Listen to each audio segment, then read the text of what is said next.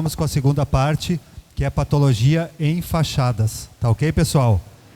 Então veja, como a gente falou, a estrutura de concreto armado, ela pode estar jogando problemas, não só nas fachadas, como na impermeabilização, como nas cerâmicas de piso e muito mais coisas, né, que a gente não percebia. E uma das coisas que eu gostaria de dizer aqui é que esse bate-papo que a gente está tendo hoje, essa troca de experiência, não é o fim.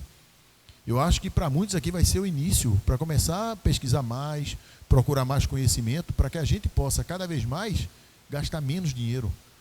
Porque uma das coisas que a gente percebe, só para concluir, é que fazer uma boa estrutura tem basicamente o mesmo custo de fazer uma estrutura com deficiência. Às vezes, aquele custo inicial é um pouco mais caro, mas ao longo do tempo a gente não tem aqueles retornos caríssimos, não só para o bolso, como também na parte comercial, né? Que se você tem um cliente satisfeito, um condomínio insatisfeito, a quantidade de morador que você tiver lá vai ser aquele que vai falar mal da sua construtora. Quando você constrói casa é só aquele núcleo. Mas quando é um condomínio, quando é um prédio, cada vez mais gente crescendo, vai ter mais gente falando mal da nossa construtora, do nosso nome.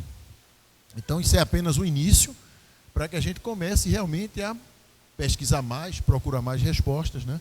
E a gente cada vez mais diminuir.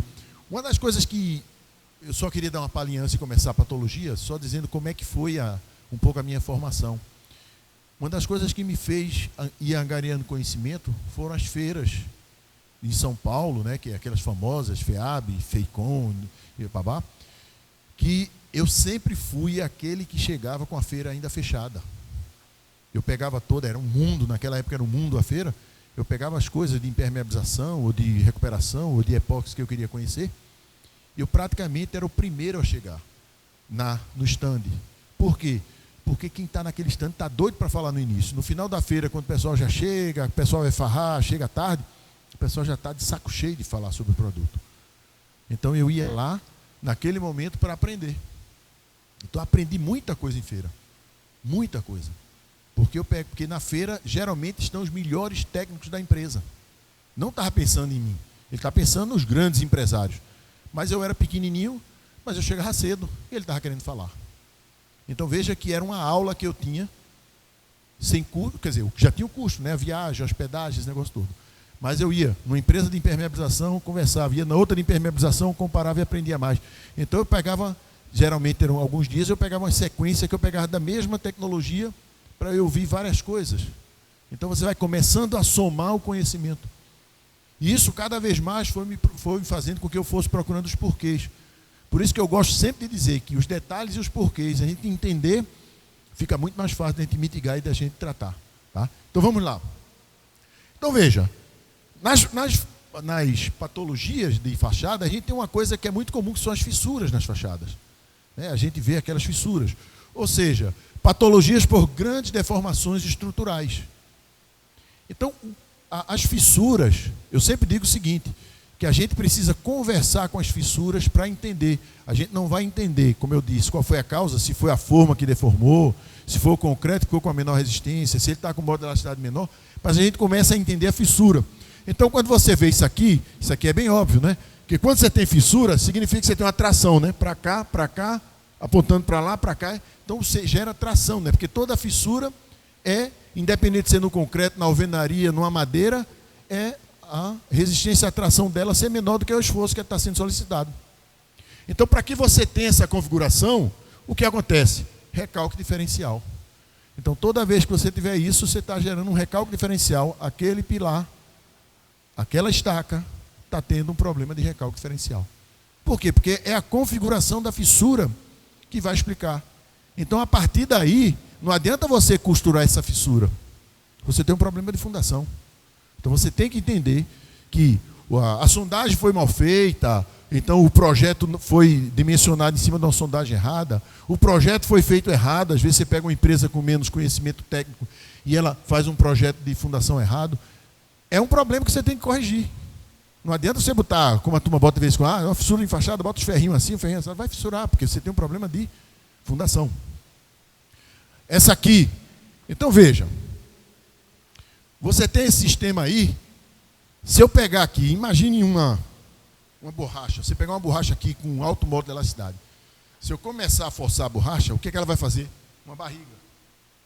Então significa que ela está gerando tração nesses pontos. Ou seja, você está tendo uma deformação na viga superior muito maior do que a sua estrutura da sua alvenaria suporta. É só entender essa borracha. Então você gera uma fissura, então você está tendo aqui, ó, tração aqui, porque você está tendo um esforço aqui maior do que na extremidade, então você gera inclinadas, e aqui, porque é como se ela quisesse abrir. Então, a partir daí, você percebe o quê? Você pode ter que mudar qual foi o engaste, o encunhamento que você fez na sua alvenaria. Como a sua viga está deformando demais, você precisa de uma coisa mais elástica. Mais uma vez eu digo, sem entender, você aí não precisa saber se foi porque a forma deformou e ele ficou com pior, ou o concreto não adensou. É como eu digo, não dá mais para entender. Você tem que entender o que a fissura está pedindo para você tratar. Então é aí que você começa a fazer o tratamento correto. Se você não começa a perceber o que a fissura está querendo lhe transmitir, você vai ficar só e apenas gastando dinheiro. Quem nunca teve isso, tem uma fissura, gasta o dinheiro, volta a fissura, gasta novamente, não adianta. A gente tem que entender a fissura. Aqui é a mesma coisa.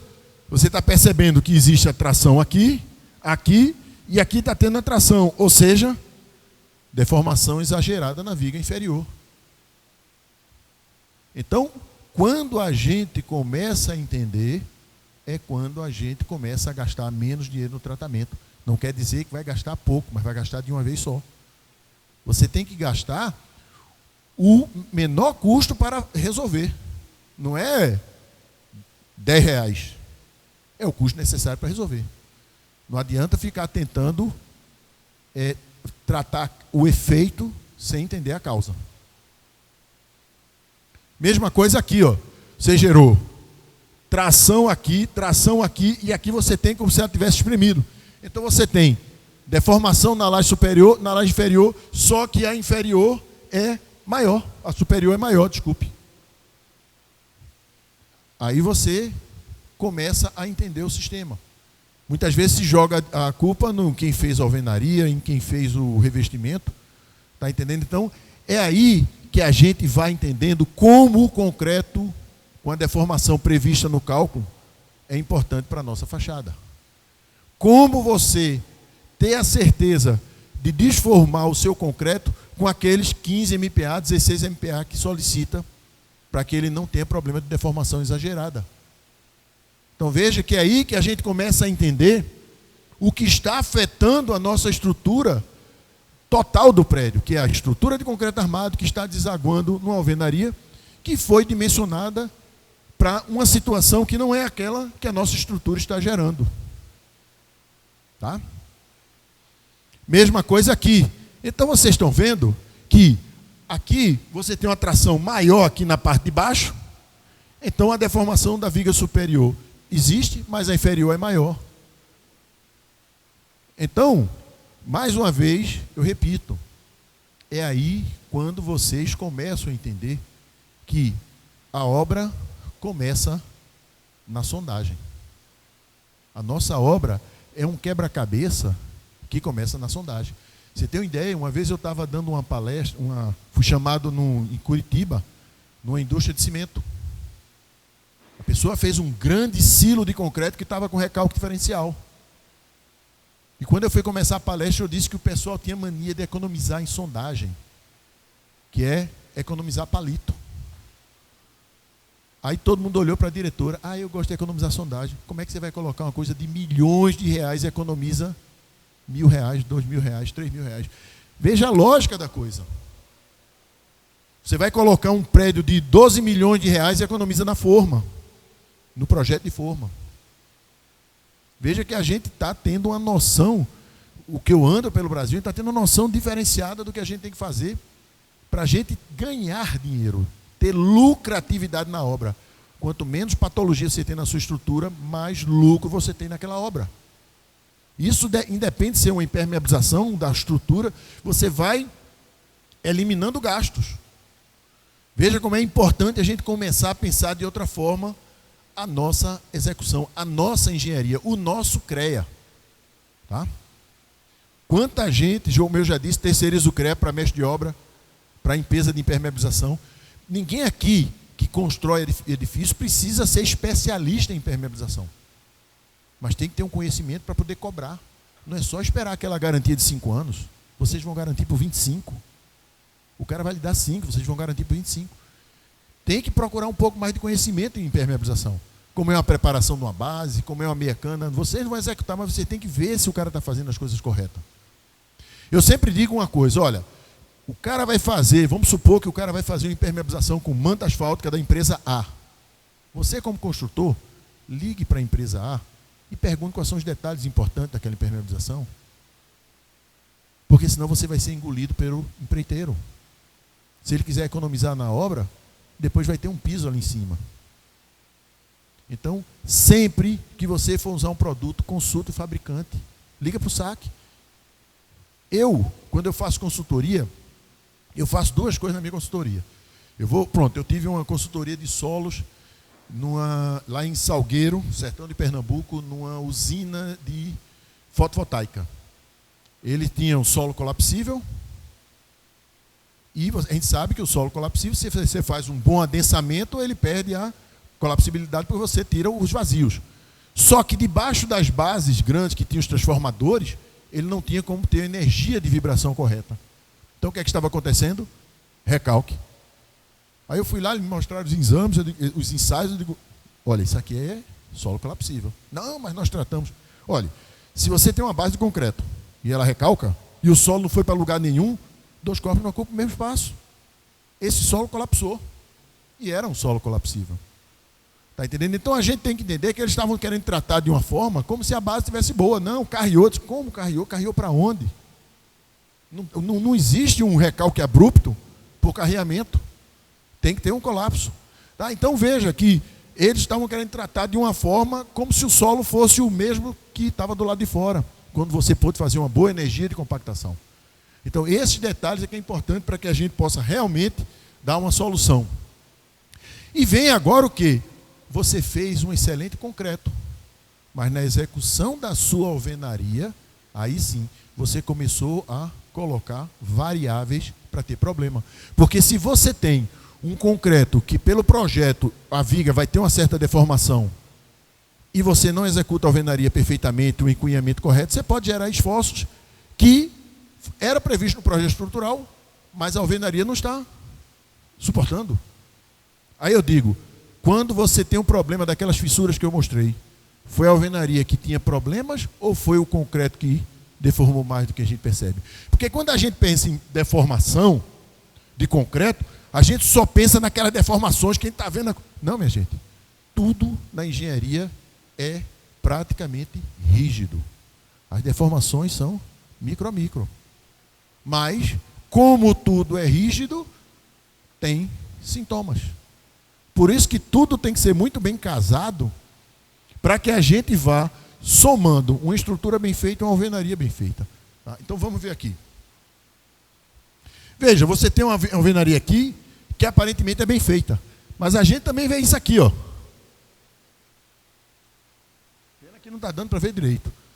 Vê isso aqui, ó, cheio de buracos na alvenaria, tijolo com dimensões diferentes, né? Porque eu já vi muita obra que a turma faz a cotação. O tijolo mais barato se compra. Tá? E isso aqui. Para que a alvenaria seja uma base de qualidade e atue em sincronia com a estrutura de concreto armado, é necessário entender a função de cada elemento que compõe a ligação dela com a estrutura e entre os blocos. É aí que a gente começa a entender. É isso que eu digo.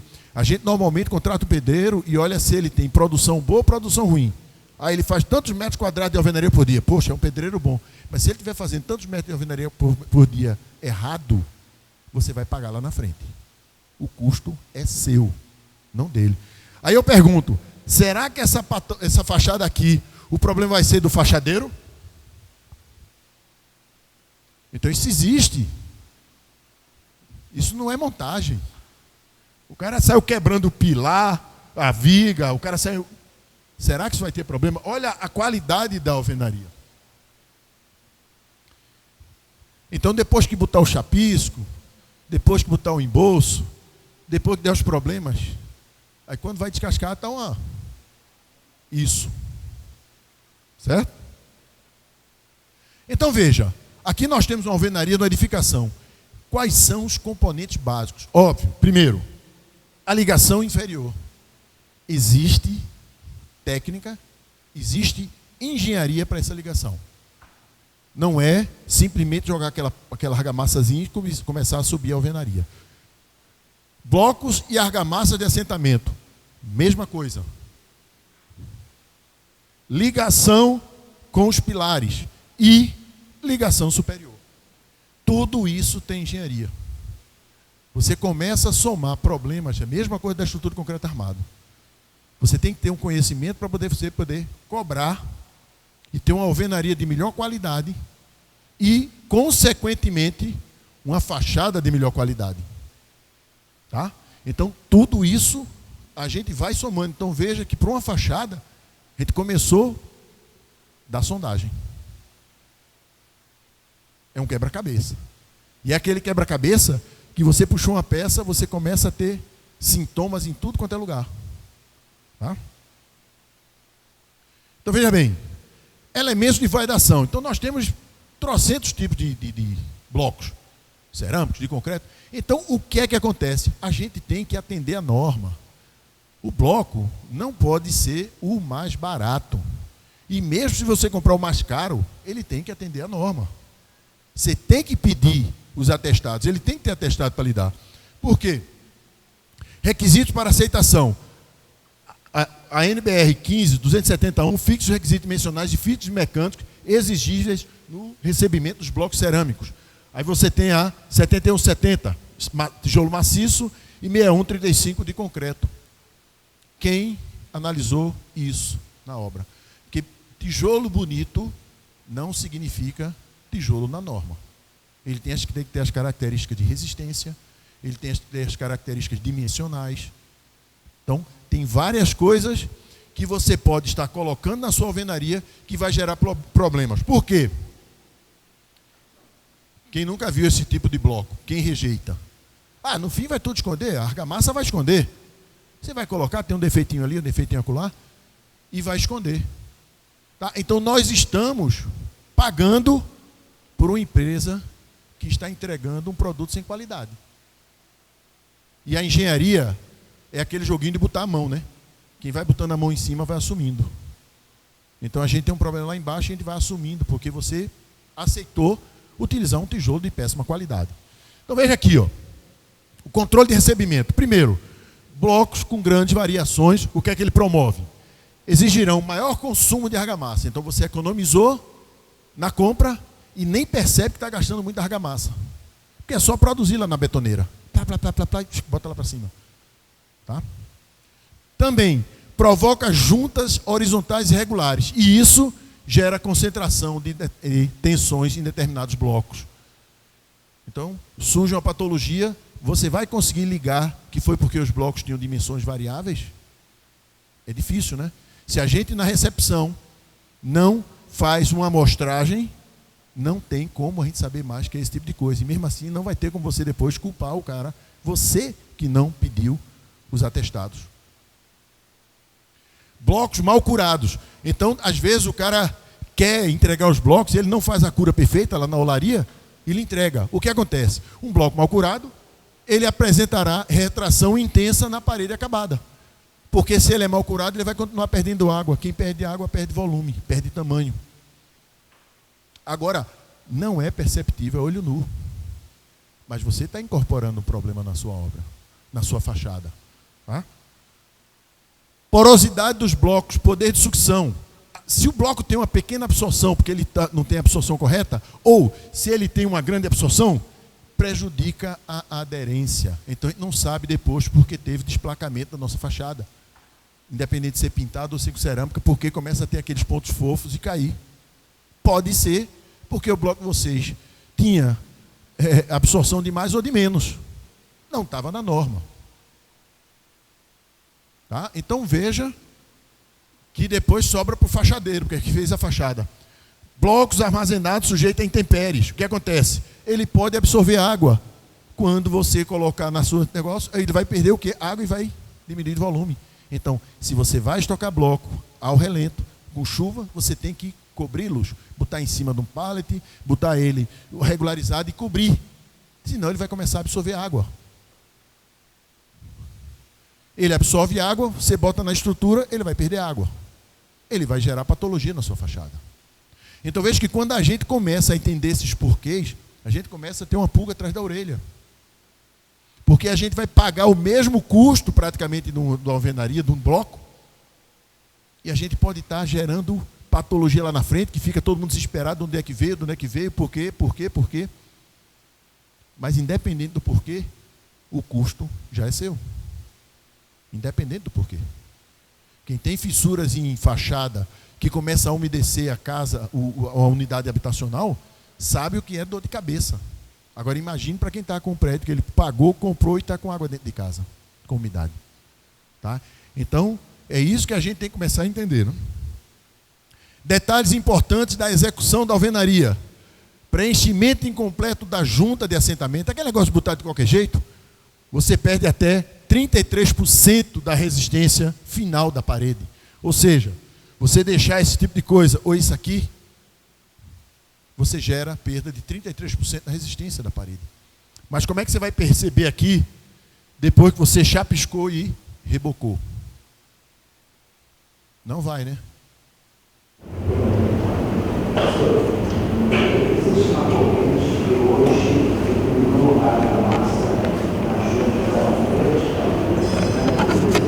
Eu não vejo com bons olhos.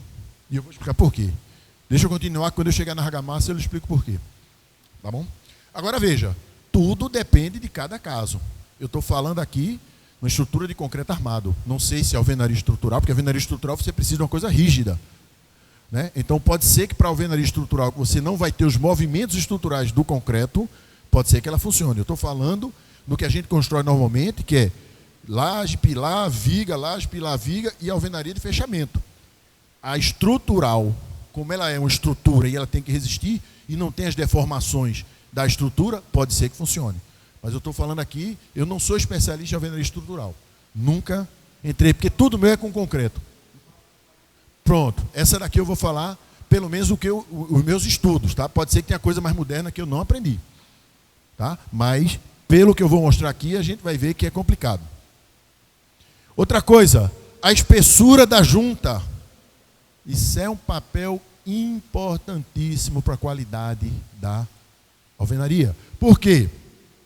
Juntas variando de 16 a 19 milímetros resultam em uma perda de resistência na ordem de 30% quando comparada às juntas de 1 centímetro. Então você tem que ter uma argamassa que ela tenha em torno de 1 centímetro ali entre o tijolo, entre um e outro. Tá? É onde você tem a maior performance da sua alvenaria. Ah, mas se eu botar mais vai ser ruim? Não, se você perder 33% de resistência da sua alvenaria, isso não afetar, não é problema. Agora é o quê? É uma roleta russa, né? Você bota uma balinha, roda e atira. Bota uma balinha, roda e atira. Bota uma balinha, roda e atira. Por quê? Porque você perde resistência. A alvenaria também é engenharia e a gente terceiriza 100% para os nossos pedreiros, principalmente aquele que faz mais rápido, para a gente ganhar dinheiro, para a gente ganhar na produtividade. Produtividade sem qualidade é gasto na certa no futuro. Aí vem, quais são as funções da argamassa de assentamento? Primeiro, unir os blocos, resultando em um composto de blocos e argamassa que trabalha em sincronia com a estrutura de concreto armado. Veja, se a gente faz um concreto armado subdimensionado com aço, ele não vai funcionar. Se a gente faz um concreto armado subdimensionado com a resistência do concreto, ele não vai funcionar. Com a performance correta, ele pode até ficar em pé. E se a gente faz uma argamassa associada com os blocos, que ele não trabalha em sincronia, ele pode fechar, fazer a fachada de fechamento, né, a alvenaria de fechamento, mas ele pode lhe gerar diversos problemas no futuro. Então ele tem que trabalhar em sincronia. Contribuir na resistência aos esforços laterais. Distribuir uniformemente as cargas atuantes na parede por toda a área resistente dos blocos. Selar as juntas, garantindo a estanqueidade da parede e a penetração de águas da chuva. E absorver as deformações naturais, como as de origem térmicas e de retração por secagem. Veja, se você tem, por isso que eu digo que no meu conhecimento, se eu analisar friamente, se todo material, ele no sol e no frio, principalmente aqui vocês têm um gradiente muito grande, frio é frio e calor é calor, ele vai aumentar as dimensões. Se ele está face cega, ele vai ter conflitos aí. Então por isso que eu não posso afirmar que não funcione, tá? Eu posso até depois estudar em cima disso. Eu sempre percebi que a argamassa ela tem que ser menos resistente do que o bloco para que ela possa absorver as deformações. Se um bloco está facejando com o outro, a interface é da mesma rigidez. E se tem alguma deformação, quem vai absorver? Está entendendo? Então, é isso que eu penso. Aí veja, propriedade da argamassa de assentamento. Consistência e plasticidade adequadas ao processo de execução, além de uma elevada retenção de água. Por isso que ela tem cal, né?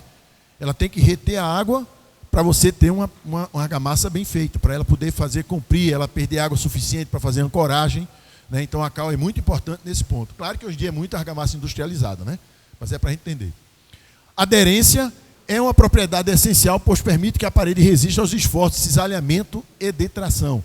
Então é importante, não é qualquer argamassa, não é simplesmente, como eu disse, você pegar um bloco, colocar uma argamassa no meio e colocar o tijolo.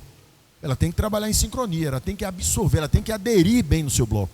Então se o seu bloco, ele absorve muita água, você não tem tempo que aquela, como eu vou explicar, que a água entre com a pasta de cimento. Se ele absorve muita água, ele vai entrar só água. Não dá tempo de entrar a pasta, pode ser que não dê tempo de entrar a pasta. Se a pasta não entra, ele não tem ancoragem mecânica. Tá? Garante também a estanqueidade das juntas, impedindo a penetração de água da chuva. Resistência mecânica, principalmente a compressão, óbvio, né? Ela é peso próprio praticamente. A argamassa deve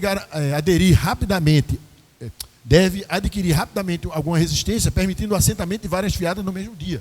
Então veja, ela tem que ter uma resistência rápida para você poder ter produtividade também. E tem que saber o que é que você pode colocar para você não esmagar lá de baixo. Não é simplesmente montar uma parede num dia. Você tem que entender que você não pode esmagar a argamassa de assentamento das primeiras fiadas. Tem engenharia. Ah, mas eu vou perder tempo. Sim. Ou você quer fazer engenharia, ou você quer ter produtividade se você supera as características do produto, da argamassa. Capacidade de absorver as deformações. Então ela tem que ter um modo de elasticidade menor do que o do tijolo, para que ela possa absorver as deformações previstas em projeto, não é deformação de todo tipo. Tá? A argamassa de assentamento não deve ter alta resistência. Eu já vi lugar que a turma quer botar uma argamassa resistentíssima como se isso fosse evitar fissura. É o contrário, vai gerar fissura. Porque se ela é mais resistente, quem vai absorver os esforços? Quem vai absorver as deformações naturais da estrutura? Porque toda estrutura deforma. A resistência dela tem que ser menor do que a dos blocos, sempre. Veja, isso aqui é um estudo interessante, que é o seguinte. Você tem aqui a resistência à compressão da alvenaria em relação ao traço da argamassa. Então você começa aqui por uma argamassa, tá vendo aqui, ó, cimento, cal, areia. Você bota 1:3, né? Só cimento e areia. Então ela tem essa resistência da argamassa e essa resistência. Não é igual, tá? É, vamos supor, 100% de resistência. Então, se você bota uma argamassa de 1:3 nesse estudo, você tem 100% da resistência da alvenaria.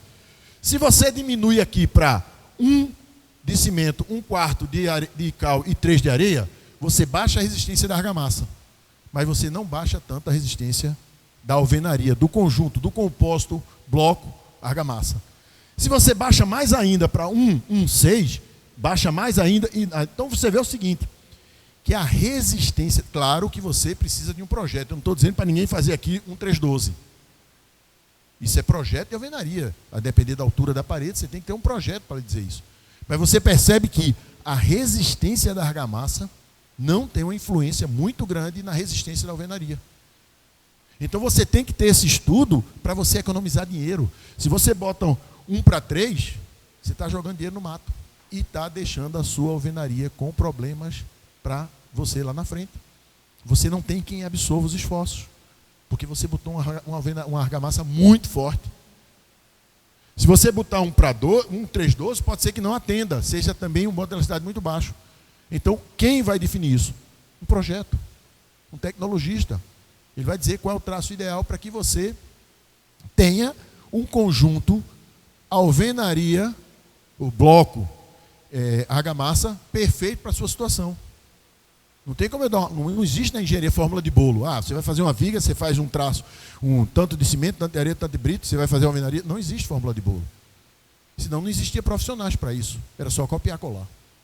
Cada caso tem que ser analisado do seu caso. Qual é o tamanho do vão, qual é a largura do vão, qual é a altura, qual é isso, qual é aquilo, para poder chegar e dizer, não, você precisa, qual é a deformação prevista em projeto da estrutura, para você chegar a esse compósito. Não é botar uma argamassa forte, você está jogando dinheiro no mato e vai ter patologia. Então veja, alta resistência da argamassa de assentamento possibilita a construção de paredes mais resistentes. Contudo, a alvenaria apresentará uma ruptura altamente frágil e não absorverá os possíveis deslocamentos que podem acontecer na estrutura. Então você pode ter a estrutura que deforme demais devido à execução da estrutura de concreto armado, ou você pode ter uma alvenaria que não suporte as deformações previstas em projeto. Aí quem é o culpado? É a argamassa colante, se for uma alvenaria, uma fachada de cerâmica, é a cerâmica, é o rejunte, é o emboço que se fez.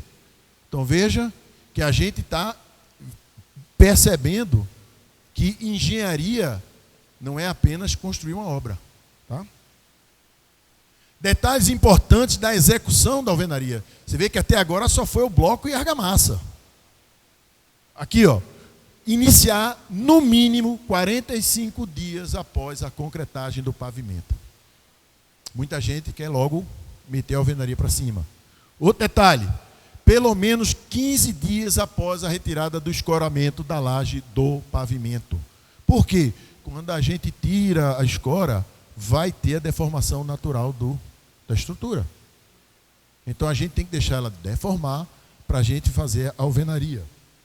Quando a laje superior já estiver sem escoramento. Porque senão, quando você tiver o escoramento dela, você vai aliviar a carga. Então, a parte elástica do concreto pode retornar. Então você vai gerar problema na sua alvenaria. O ponto mais alto da base define a cota da primeira fiada. Veja, às vezes você não analisa o nível, vamos supor, da viga que está embaixo, você simplesmente bota uma massa ali e começa. A alvenaria tem que começar nivelada desde a primeira parte. Então, o ponto da alvenaria, o ponto de lançamento, é sempre o ponto mais alto da primeira. Para você fazer uma perfeita ligação na parte inferior. E tem outro detalhe interessante. As correções de desníveis na estrutura de concreto acima de 2 centímetros devem ser feitas com argamassa com pelo menos 24 horas de antecedência. Às vezes você tem o quê? Você bota 4 centímetros e começa. Você tem que ter 2, aí no outro dia os outros 2 e começa a sua fiada. Então veja, um pequeno detalhe, uma besteira, uma coisinha besta. A gente já começa errado a nossa alvenaria. Tá? Juntas horizontais de 10 milímetros. Por quê? Porque quando você tem deformação, você tem que acomodar não só nesse sentido, como nesse sentido.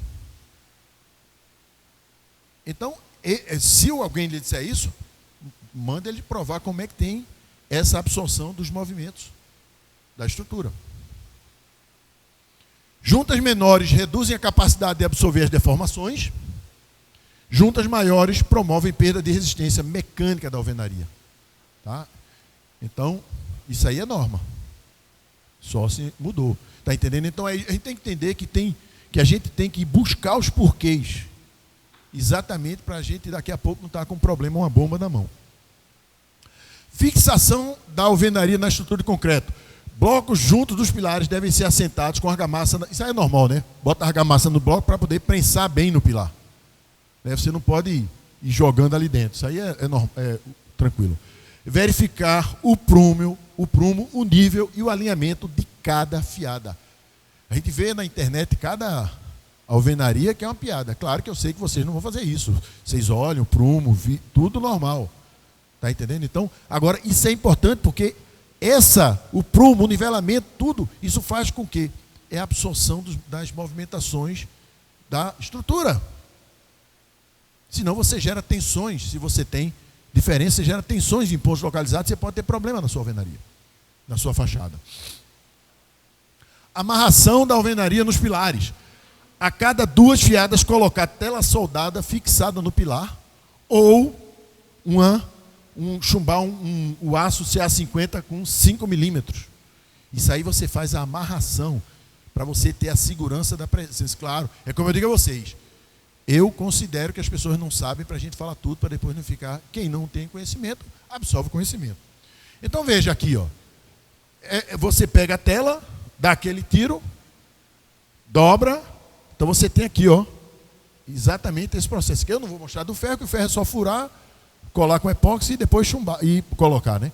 Então aqui você, a cada 2 fiadas, tem essa fiada aqui, aí aqui, outra fiada sem nada, de novo a tela, dos 2 lados.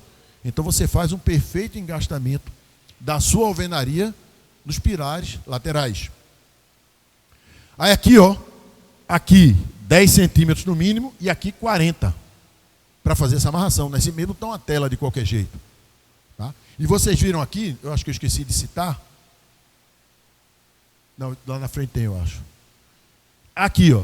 Então veja, você tem aqui o pilar, a viga, aí você vem aqui, faz a regularização, como eu falei, a primeira fiada. Não vou botar argamassa de assentamento para não poluir o visual e não ver o que eu quero fazer. Aí você vem aqui, ó, a tela. Aqui, se você fixar aqui, está errado. Tá? Então essa posição aqui é um procedimento incorreto. Por quê? O correto é aqui. Porque se tiver uma tração, aqui você vai ter se você está preso em cima, aqui, você vai ter um esforço aqui, uma componente inclinada. Se você se você prende aqui na base, você tem uma fixação no lugar para exatamente você engaixar realmente a sua armadura. Não é simplesmente aquela curvinha, você tem que prender no lugar certo. Tá? E aí continua a alvenaria. Então, mais uma fiada, daqui a pouco outra, e você faz uma perfeita amarração da alvenaria com os seus pilares. Tá? Aqui, o encunhamento da alvenaria. Esperar o maior tempo possível para executar o encunhamento da alvenaria. Então, o ideal é você esperar o máximo possível. Quanto mais você espera, mais deforma o seu concreto. Porque a gente sabe o seguinte, você fez o seu concreto armado, mas daqui a pouco você começa a botar alvenaria embaixo, alvenaria, você vai jogando carga, e o concreto vai deformar aquilo que foi previsto. Ele vai continuar deformando, você vai botando, então, esperar o máximo possível, para quê? Para que você tenha a maior deformação possível do seu concreto. Então, o máximo que você puder esperar. A alvenaria funciona como travamento da estrutura. Então veja, quando a alvenaria funciona como travamento, você faz um travamento rígido. Inclinado, porque quando você sabe que você vai fazer aquilo, você vai jogar a compressão e vai diluir as cargas perfeitamente. Ou você pode usar uma argamassa expansiva. Então você vai lá, conforme o projeto, normalmente é 2 centímetros, você coloca a argamassa expansiva e ela vai expandir na proporção correta, não é um expansor que gera uma resistência muito grande, mas ela é apropriada para isso, ela vai expandir e vai fazer o travamento quando você precisa. Agora você pode ter, a alvenaria não funciona como travamento da estrutura, mas a estrutura é muito deformável. Você pode usar aqueles poliuretanos, porque ela não precisa travar, isso está no projeto. Então você bota o poliuretano que ela é muito deformável, então ele vai absorver essas deformações sem jogar esforço para a sua alvenaria. Ou então, a alvenaria não funciona como travamento da estrutura e a estrutura é pouco deformável. Você bota uma argamassa comum que é muito mais barato do que comprar um expansor ou um poliuretano. Agora isso aí vem aonde? No projeto. Você não pode simular, vou botar um poliuretano, vou botar uma argamassa aqui, porque você pode gerar tensões que vai superar a resistência da sua alvenaria e você ter problema de fissuras. Tá? Aí vem o chapisco e embolso. Então veja, eu estou falando, depois eu vou falar com cerâmica e com pintura. Tá? Mas vocês estão percebendo que se a gente vai eliminando essas variáveis, a probabilidade de você mitigar em muito problema de fachada é muito grande. Só pelo fato de executar de forma correta a alvenaria. Existe também uma corrente que o tijolo, o próprio pode ser eliminado chapisco. Como é que Olha, tudo pode. Agora, faz o teste de arrancamento. Ela tem que ter 0,3 kg por centímetro quadrado, se eu não me engano, em fachada. Se você, olha, o ideal, lá em Recife tem muito controle tecnológico de obra. O pessoal pega a parede de baixo e faz os testes. Chapisca, bota o embolso e faz o teste de arrancamento. Então ele às vezes pega diversas argamassas industrializadas e faz os testes para ver qual é que vai atender a situação deles. Está entendendo? Porque, como eu digo, a gente não pode simplesmente acreditar que o fabricante A, B ou C está fazendo um bom trabalho. A responsabilidade é nossa. Então lá é muito comum fazer os testes de arrancamento. Vai lá, simula o chapisco, simula a alvenaria, simula o embolso. Se for cerâmica aderida, bota cerâmica aderida. Se for pintura, bota pintura e corta, serra copa e teste de arrancamento. Se superar o que a norma diz em relação à tração, pode ser sem chapisco. Agora a gente tem que lembrar o seguinte, nós temos a alvenaria, que ela absorve muito mais água do que o concreto. Para a gente eliminar, a gente tem que ver se no concreto vai dar aderência perfeita. Então a gente tem que saber isso. Eliminar ou não eliminar, o material pode ser uma boa aderência, tudo, mas tem que ter o teste. Não dá para você simplesmente bancar porque diz que não dá. Vai lá, Cláudio. Não pode botar lá, aí depois dá problema. Tu vai brigar a vida toda com o cara, mas o problema é teu também.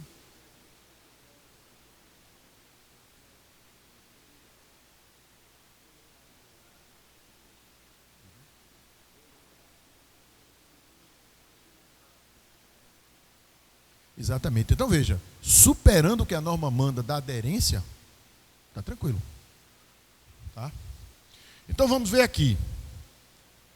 Espessura máxima 2 centímetros.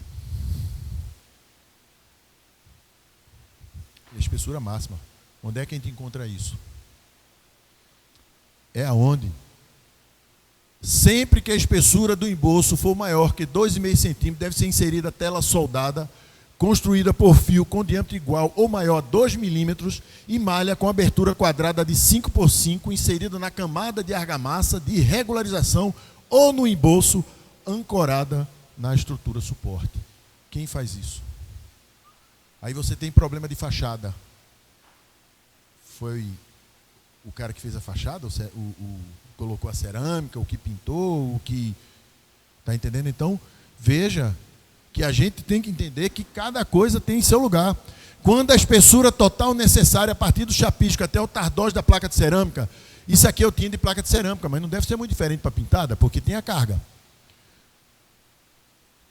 For maior do que 2,5, deve ser executada tantas camadas sucessivas de argamassas de regularização, quantas forem necessárias, respeitando a espessura máxima de 2 centímetros por camada. Quem faz isso? Tem 10 centímetros. O cara segurou na parede, ele coloca a espessura que der. Mas o que é que a norma manda? 2,5, 2,5, 2,5, telinha sanduíche no meio. Tá? A função da tela é inibir a retração da argamassa, suportar o peso próprio de todas as camadas a partir do chapisco. Então veja o que o desaprumo de uma estrutura que faz parte da qualidade da estrutura do concreto armado gera numa fachada. E a gente está preocupado se o rejunte é bom, se a cerâmica é boa, se a cola é boa, que a gente vai falar também aí, viu? Prumo dos pavimentos, né? Tem esse sistema aqui, né? Você bota essa alçazinha aqui, ferro de transferência. Opa, volta aqui. O ferro de transferência, que é esse aqui, então você vai botando o prumo de andar por andar, concretando, prumo, concretando, para você ter o quê? Está aqui ele, está aqui, ó. Isso aqui é um prédio que era perto da minha casa. Então você vai. Agora, não adianta botar esse ferrinho bonitinho se ninguém for conferir realmente, se o engenheiro não for lá conferir se o prumo está bom. Porque quando está na forma, dá para resolver. Depois que está assim, engastadinho, não se faz mais nada. Fica só aquele ferrinho bonitinho dizendo que o cara pensou em botar o prumo. Mas quem conferiu esse prumo? Será que o cara que fez a forma, se ele vê que está desaprumado, ele vai dizer ao engenheiro: doutor, vamos desformar aqui porque está errado? Ele vai dizer a vocês? E qualquer 1 centímetro de um andar por outro para 10 andares, dá quanto de diferença? Então veja que esses detalhes você está jogando na sua fachada. Quem deve conferir isso? Porque, eu vou repetir, será que o cara que montou a forma vai chegar: doutor, deu um errinho de 2 centímetros aqui, vamos refazer a forma? Isso é para se pensar, né? Aí aqui, ó, isso aqui é um prédio em João Pessoa. Olha para isso. Olha para isso aqui. Olha este detalhe maravilhoso. Ele botou um pedaço de alvenaria para economizar argamassa. Aí você não sabe por que desplaca da fachada. Então veja que a gente olha assim, é muito que isso acontece. Não estou dizendo botar essa alvenaria, esse bloco, mas essas camadas segurou, deixou. Vejam, quando vocês forem fazer o emboço, as mestras, as espessuras das mestras. Tá? Aí aqui, ó, em Fortaleza, caiu esse pedaço aqui de fachada. O que aconteceu? Era tão grossa a massa que ela fez isso, ó. Quebrou a laje e caiu no carro que estava estacionado abaixo da laje do Piloti. Isso é um prédio, olha a cara do prédio. Isso é prédio Coab? Não é. Agora, depois que botou a cerâmica, está tudo maravilhoso. Você não vai saber nada. Agora, e Brasil, né? Possivelmente o pessoal do andar já estava vendo fissura, já estava vendo problema, mas isso é normal. Fissura na estrutura é normal, é o que a gente considera. Fissura, tranquilo, tá fissurada a fachada ali, vamos mudar o sofá do hall, vamos fazer a guarita, e a estrutura e a fachada está lá. Como a gente vê prédio, aqui não, mas lá em Recife, pastilhas caindo, é muito simples, isola o Piloti e acabou. Ninguém passa ali embaixo. E fica o prédio lá caindo pastilha. Isso não é em Boa Viagem. É na beira-mar. Prédios absurdamente caros. E se convive. Veja, eu não vou dizer que isso aqui é o normal, mas vejam que maravilha. Opa, deixa eu tirar o volume. Vai volume. Não precisa dizer que é na China, né? Isso é na China. Olha para isso. Parece um papel, a cerâmica.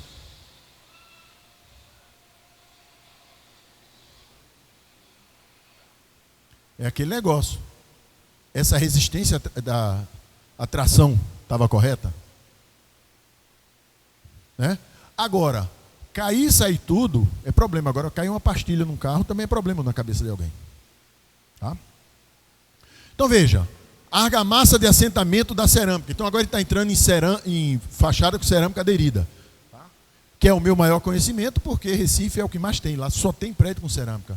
Você conta nos dedos de pintura, né? Mas eu vou falar também de pintura. Aí você tem o traço cimento, agregados minerais e aditivos. O cimento, ligação mecânica. Os aditivos, ligação química.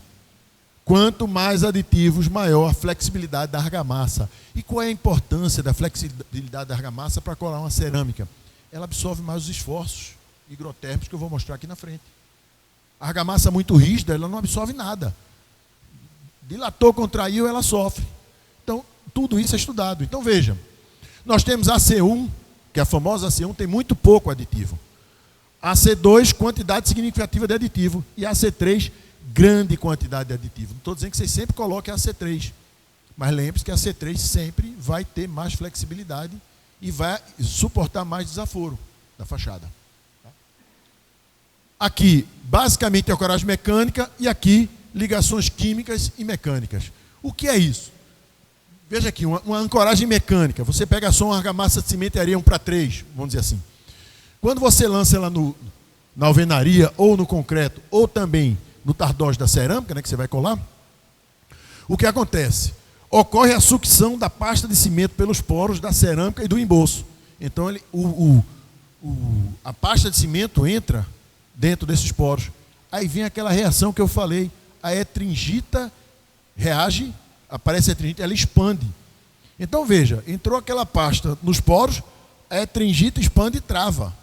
É aí onde ocorre a ancoragem mecânica do cimento, do concreto, do tudo, é exatamente os poros. Então, o que é que nós temos que ter na nossa parede? Os poros abertos. Eu já vi gente que coloca a argamassa para assentar, colar na parede com o pilar ainda com desmoldante. Que aderência mecânica você vai ter? Zero. Então, a preparação da base para que a sua argamassa, você usa uma argamassa 1:3 para assentar o bloco com casta, é exatamente isso. Por isso que a água tem que levar pasta de cimento para quando a tringita expandir, ela travar tudo lá dentro. Então, essa é a ancoragem mecânica. Existe a formação da tringita nos poros promovendo a ancoragem mecânica. E as ligações químicas, o que ocorre? Aderência química por contato, ou seja, pela ação de força eletrostática entre as moléculas do adesivo e as moléculas dos materiais a serem unidos. Tanto faz nos blocos, no concreto e no tardós da cerâmica. Então você vê o seguinte, por isso que a C2 e a C3 são mais indicadas para colar cerâmica do lado externo. Se você quer uma colagem melhor do seu piso, a C2 ou a C3, porque ele tem também ancoragem química. Tá? Então, quando a gente começa a entender os porquês, a gente começa a associar. E a gente começa a buscar soluções para que a gente não tenha. Se a gente tem de vez em quando aqueles problemas de desplacamento, piso soltando, a gente tem que perceber o que é que a gente está fazendo para a gente ter alguma alteração. Quando você tem um pilar ou uma viga bem vibrada, um concreto de excelente qualidade, e fica uma superfície super lisa, o que tu recomenda para se fazer um bom reboco ou um emboço para colocar uma cerâmica, alguma coisa? É aí que chega aqueles adesivos, né, tipo Bianco, tipo A, que vai gerar também a cura mecânica. Claro que, é como eu digo, a preparação da base é importante. Você dá uma abertura de poros naquele seu concreto para poder facilitar a aderência e teste de arrancamento. Porque não existe, como eu disse, não existe copiar e colar na engenharia.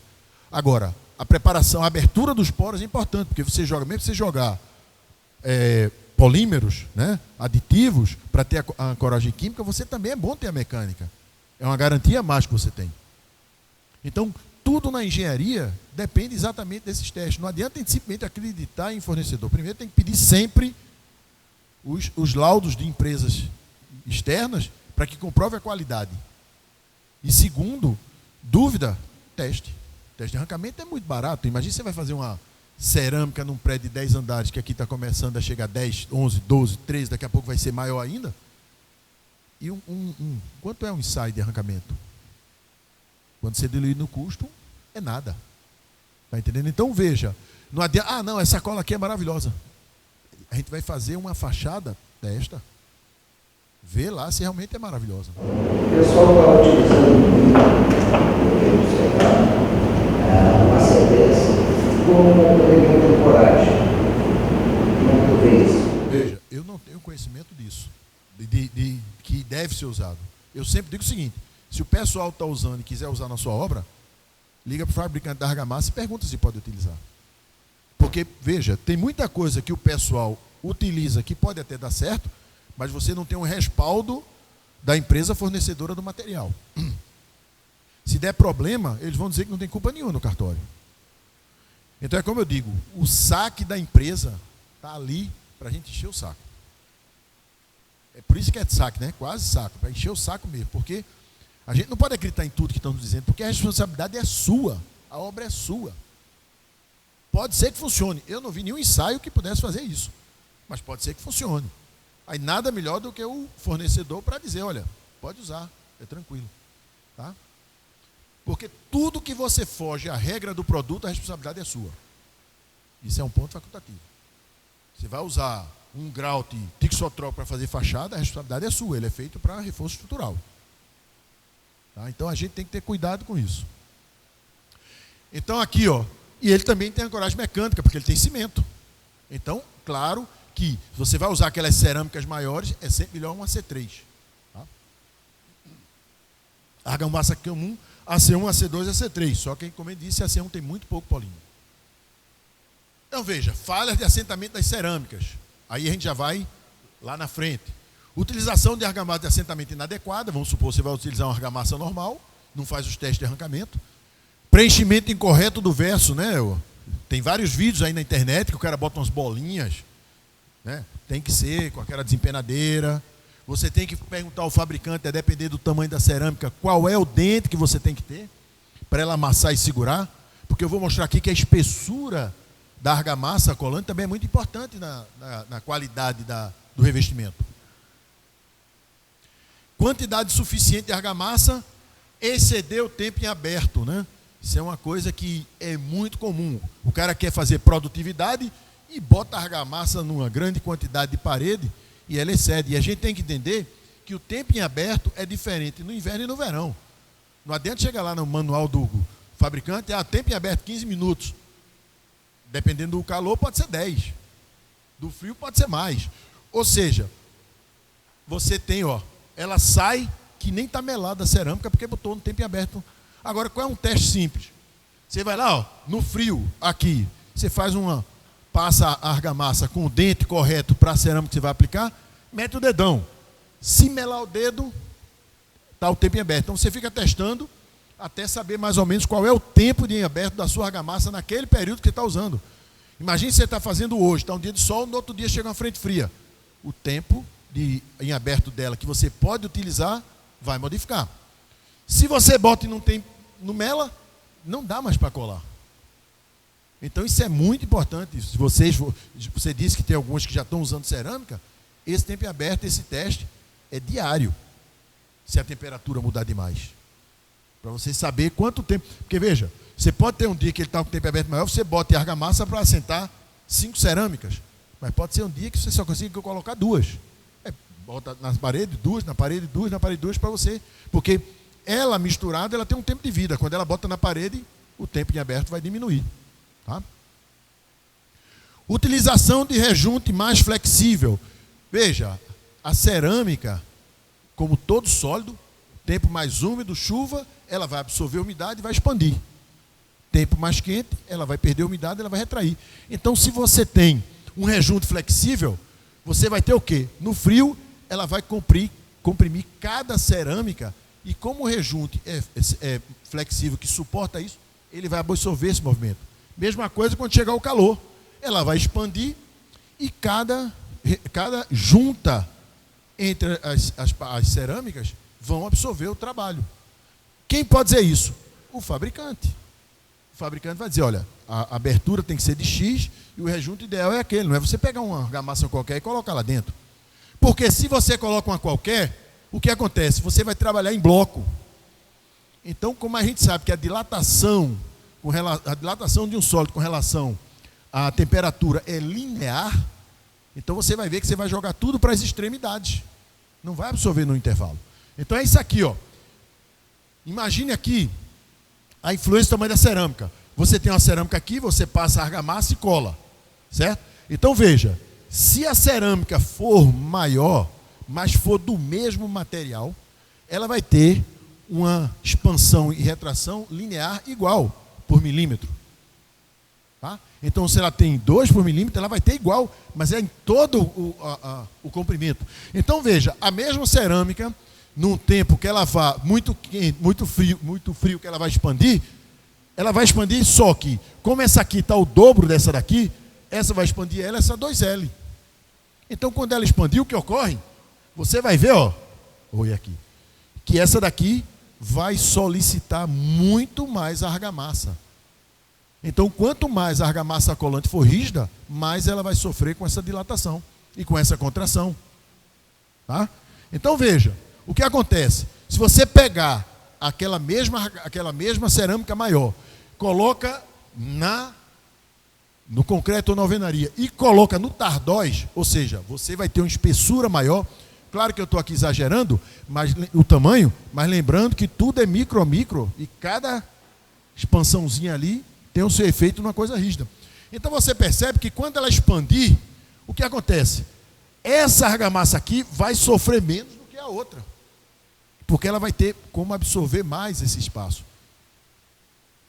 Então, quando a gente vai colocar cerâmica maiores, é colocar no concreto ou na alvenaria e no tardóis. Ah, mas qual é o tamanho? Olha, eu não sei. Pergunta ao fabricante. Você vai botar uma cerâmica maior? Se existe a necessidade da argamassa colante nos 2 pontos, para você ter uma espessura maior e facilitar a absorção desses esforços pela argamassa apropriada que você vai colocar ali dentro. Então, provavelmente, certeza, cerâmicas de maiores dimensões, a C3, porque tem mais aditivos. Ela é mais flexível. Tá? Então, veja que estes detalhes fazem toda a diferença lá no fim. e as tensões higrotérmicas da fachada, que tanto vale ser de cerâmica aderida ou de pintura. Você tem, carregamento térmico, vai gerar expansão e contração, a depender se for calor ou se for frio. Você tem choque térmico, você está aqui, um dia quente, em Cachoeira, chega uma frente fria imediatamente, você está com tudo dilatado, daqui a pouco tudo retraído, daqui a pouco vai expandir tudinho com a frente fria. Então você tem uma coisa muito, porque uma coisa é você estar no inverno aqui a 15 graus, aí vai subindo paulatinamente para chegar no verão e vai para 35, 30 graus. Outra coisa é você estar a 30 graus e baixar para 15. Então a velocidade que ela vai retrair, o que ela vai expandir a depender se é quente ou frio, é muito grande. Então tem que absorver. E também a umidade da água. Então tudo isso faz com que você tenha desgaste. Então tem um cálculo, eu ia colocar o cálculo, mas acabei esquecendo, mas o cálculo do tamanho de junta para a fachada. Vai depender da cor da cerâmica, porque vai absorver mais temperatura, se for escuro é mais, se for claro é menos. Então tudo isso na arquitetura tem influência. Se você tem muita variação, sempre procurar as cores mais claras. Preto pode ficar bonito, mas ele absorve muito calor. E pode retrair demais, expandir demais, depender do frio ou do calor. Então, esses detalhes, a gente que mora numa cidade que tem um gradiente muito grande, pode ser até no mesmo dia, a gente tem que se preocupar. Se for especificar a cerâmica, os tons mais claros, preservando a arquitetura, a beleza, mas tem que ter os tons mais claros. Veja, função das juntas: dissipar as tensões geradas por movimento da base, suporte dos revestimentos, em particular do comportamento da interação estrutura-vedação. A gente tem que lembrar que nós temos a alvenaria, né, que ela sofre de um jeito com a expansão e contração. Nós temos o chapisco, nós temos o embolso, nós temos a argamassa colante e nós temos uma variação muito grande de deformação em cada elemento. Todos têm que trabalhar em conjunto. Dissipar tensões geradas por deformações intrínsecas aos revestimentos e a corrente da ação do meio ambiente, variação de temperatura e umidade, permitindo a dissipação das tensões pela subdivisão de extensas áreas. Olha, eu vou acelerar, porque senão vai acabar, mas vocês aguentam um pouquinho, né? Porque já está quase terminando. Separação de revestimentos e componentes do edifício que tem diferentes características térmicas e higroscópicas. Então veja, permitir mudança de planos. Vou acelerar aqui. Imagine que aqui é um prédio de vocês, prédio de 10, 12 andares. Então, como eu disse, essa expansão e contração ela é linear.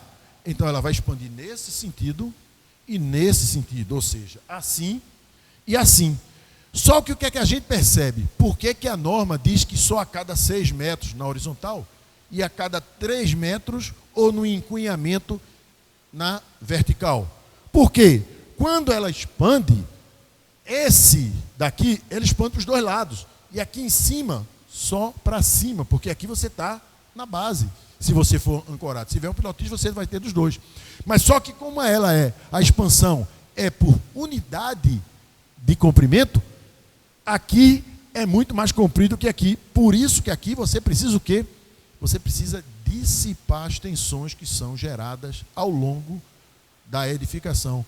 Por isso que você precisa, junto horizontais a cada 3 metros, ou na região do encunhamento, o que for menor, tá?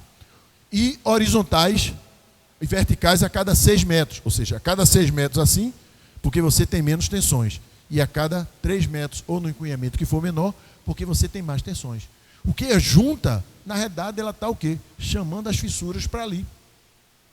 Então, quando você coloca as juntas no lugar certo, você está dissipando as tensões geradas pelo problema higroscópico, pela temperatura, pela umidade. Tá? E outra coisa, não, eu vou botar uma abertura X, não é assim, tem todo o dimensionamento. Depois eu posso passar até as fórmulas para você passa para o pessoal, tá? Dependendo da cor, dependendo do que tem, dependendo do tamanho do pano, tudo isso dimensiona. E outra coisa, aí você vai colocar... Não, quando eu falar na junta, eu falo isso aqui que eu ia dizer. Beleza? Então veja, você tem aqui, como eu falei, né, a alvenaria, aí você tem as juntas daqui do encunhamento, né, entre a alvenaria e a superfície superior, da laje, da viga. Aí você vem, coloca o encunhamento, né, ou aquele vertical, se for tijolo, se for o que for. Aí você vem chapisco, embolso, argamassa colante, cerâmica com o rejunte. Certo? Então aqui, ó, você tem as juntas de movimentação. Essas são aquelas juntas que a norma diz que a gente tem que fazer a cada 3 metros ou no encunhamento que for menor, para aliviar as tensões no sentido horizontal, né? E veja, a junta de movimentação deve se estender através da espessura das placas da camada de fixação e de toda a camada do embolso. Então está aqui, o ideal é isso aqui. Tá? Principalmente se a gente fizer a correta, né? Com 2 centímetros. Agora veja, você faz uma especificação para uma fachada para botar a junta, ela tem 10, 15. Aí você corta alguma coisinha lá. Tá? Você vai aliviar? Tá? Agora, aí você bota aqui, como a gente sabe, né? O tarocel e o mastique. O tarocel é importante. Lembre-se, o mastique nunca pode aderir no fundo da junta. Nunca. Se o mastique adere no fundo da junta, você está jogando um esforço nele que ele não suporta. É só para as bordas. É aquele negócio, você pegar aqui uma borracha, eu colo aqui e aqui, e eu estico ela. Se você colar nessa daqui, você vai perceber que você não vai conseguir esticar do mesmo jeito de antes, a mesma borracha. É a mesma coisa o mastique. Se você coloca ela no fundo, ela vai se degradar muito mais rapidamente. Outro detalhe, nós temos mastique de poliuretano e de silicone. Poliuretano, se você cortar no mercado, você vai comprar o poliuretano, provavelmente o aromático, cura aromática, porque ele é mais barato. Só que o aromático não tem resistência a raio ultravioleta. Você vai pagar barato e vai ter que trocar essa junta mais tarde. Tem que ser poliuretano alifático que tem resistência a raio ultravioleta. Silicone, se você for comprar pelo mais barato, você vai comprar com cura acética. Ele vai manchar a fachada, porque o ácido acético vai sair e vai manchar a fachada. Você tem que comprar o de cura neutra, que não vai manchar a fachada. Outro detalhe importante, o mastique sempre tem que ser 100% sólidos. O que é 100% sólidos? Não ter material volátil. Se você tem um mastique 80% sólido, significa que ele tem 20% de material volátil, um solvente, o que é que seja. E ele vai evaporar e vai reduzir 20% o tamanho. Então ele vai gerar esforços na junta que pode danificar. Então são pequenos detalhes que a gente pode cotar. O poliuretano alifático 100% sólido mais barato, sem problema nenhum. Agora, se ele tiver teor de sólido, você vai ter problema, e se ele for aromático, você vai ter problema. Se ele for um silicone acético, vai manchar a sua fachada, e se ele for o neutro, não vai manchar a sua fachada. E tem que ver a dureza. Porque quando é dimensionado uma junta, a movimentação do mastique tem a ver com o tamanho da junta dimensionada. Tá? Que eu vou mandar para você. Aí, ó, movimento que a junta terá que acomodar é que determina o critério para a abertura do embolso.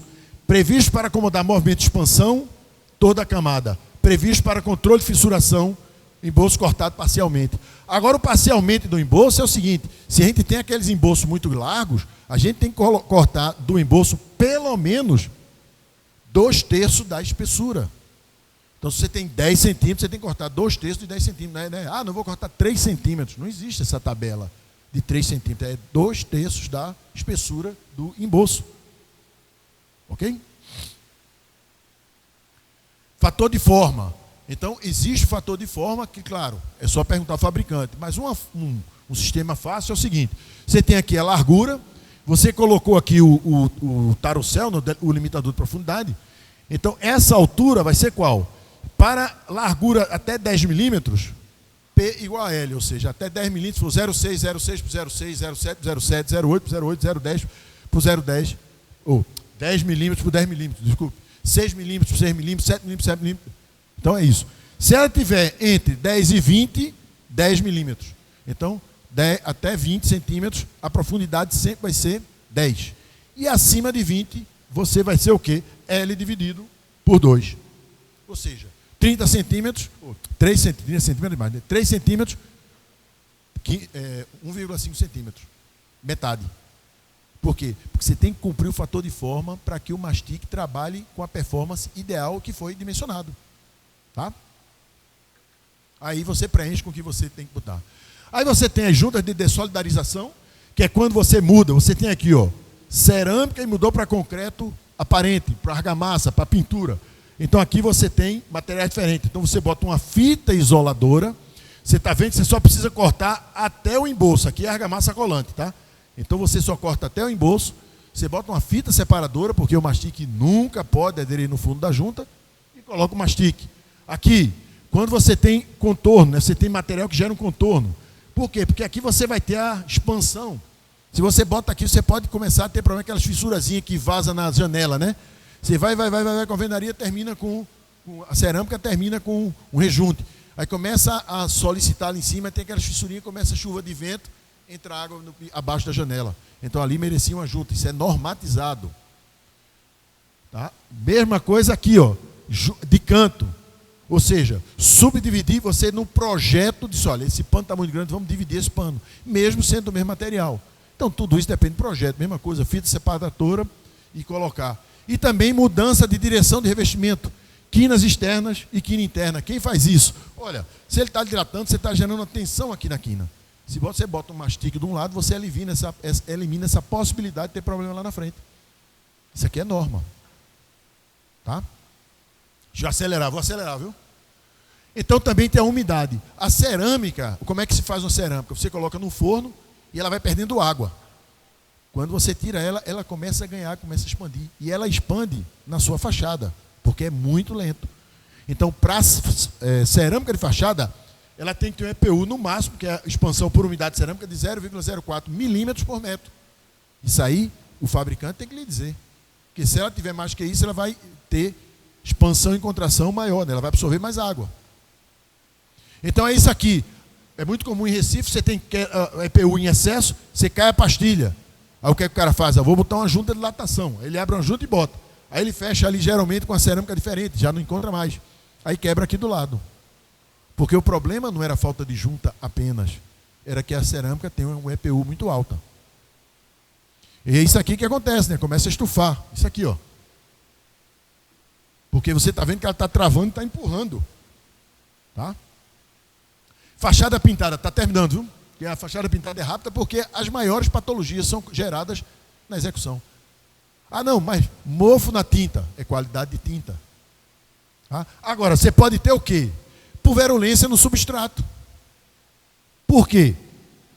Quando você faz teste de arrancamento, você vê que tá a argamassa, o embolso está pulverulento, está fraco. Perda de aderência da argamassa colante à pintura. Causas: excesso de finos no agregado, traço pobre de aglomerante, carbonatação insuficiente da cal em argamassa de cal, dificultada por clima seco, temperatura elevada ou por ação do vento, quando vocês estão com muito calor aqui. E o que é que pode ser feito? Derrubar todo o embolso? Não, claro, depende. Você pode fazer o quê? Utilizar um material à base de silicato. Tá? Por que silicato? Porque o silicato, o que é que ele faz? Quando ele entra no concreto, ele reage com hidróxido de cálcio da argamassa. E quando ele reage com hidróxido de cálcio, ele faz o CSH, que é o silicato de cálcio hidratado, que é o que dá resistência à argamassa. Quanto mais CSH você tem no argamassa no concreto, mais resistente ele é. Então, esse silicato, que é uma ultra baixa viscosidade, você pode aumentar a resistência do seu embolso para não precisar arrancar e fazer novamente. É um custo altíssimo. Então, você passou o silicato, depois vai lá e faz a pintura. Tá? E também a junta de movimentação de fachada, mesmo com pintura, só que ela é diferente da de cerâmica. Você tem aqui a mesma coisa, né? Vai ser exatamente também no encunhamento, só que aqui você só tem o reembolso e a pintura, e vai ter a pintura aqui, né? Então aqui, ó, é isso aqui que você vai fazer, e isso aqui, certo? Então, 2 centímetros aqui, e na abertura, 1,5 centímetro aqui. E aqui você passa o quê? Uma pintura elastomérica, que tem que ser especial para isso, para não complicar a aderência da sua pintura final, com 5 centímetros de cada lado. É isso aqui, ó. Aqui está as juntas e aqui está ela feita. Então você garante o quê? O que é que vai acontecer aqui? Deixa eu voltar aqui. Quando trabalhar, vai fissurar aqui, ó.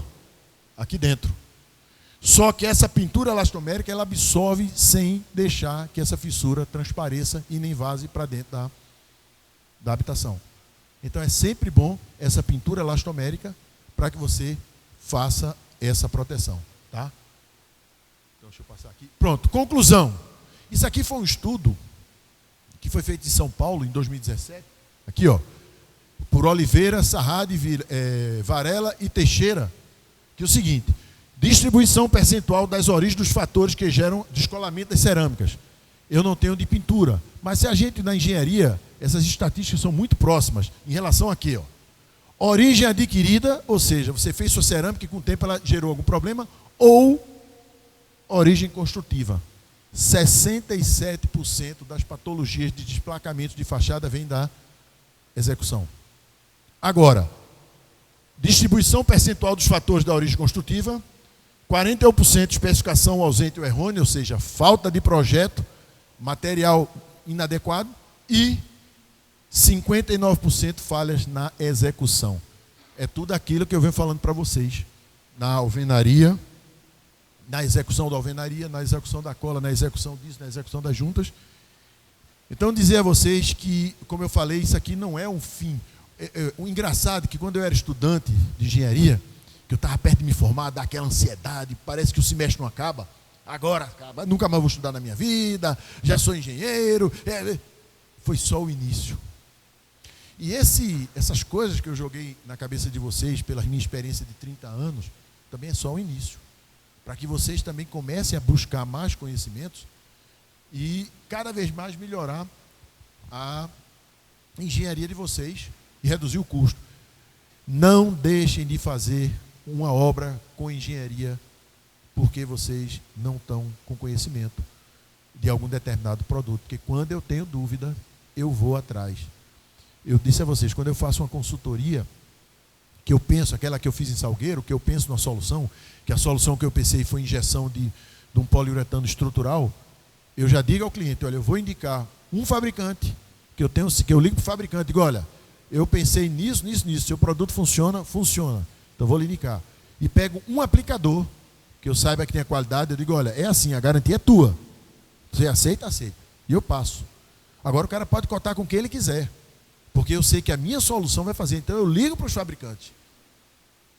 Mesmo com as que eu tenho certeza que vai dar certo, eu ligo. Então é isso que eu digo a vocês. Não adianta se achar o bambambam da cocada preta, porque faz a mesma coisa a vida toda. Eu fui gerente da SICA regional, eu rondei o Brasil todo, eu dou palestra no Brasil, dei palestra no Brasil todo. Aqui no Rio Grande do Sul eu dei em Porto Alegre, várias palestras, mas aqui em Cachoeira é a primeira. Então, não queiram ser o melhor, ou seja, como é a bala que matou Kennedy. Sempre consulte o fabricante. Eles querem que dê certo. Então, é um conselho que eu dou a vocês. Não deixem de fazer a coisa porque não tem conhecimento, ou simplesmente entregue. Você tem um problema na obra, alguém deu uma solução, veja com o fabricante se aquela solução funciona. Porque o ônus sempre vai ser de vocês, tá? Então era isso que eu queria dizer, não vou mais falar não, senão daqui a pouco vocês vão me matar, porque já demorei tanto, deixa nem a turma jantar. Mas dizer que fiquei muito feliz em ver que vocês, tanta gente aqui assistindo, tanta gente, posso garantir que não é comum ter esse tipo de evento e o pessoal se interessar tanto. Então vocês estão de parabéns. Então muito obrigado mais uma vez e estou à disposição de vocês quando vocês precisarem. Forte abraço a todos.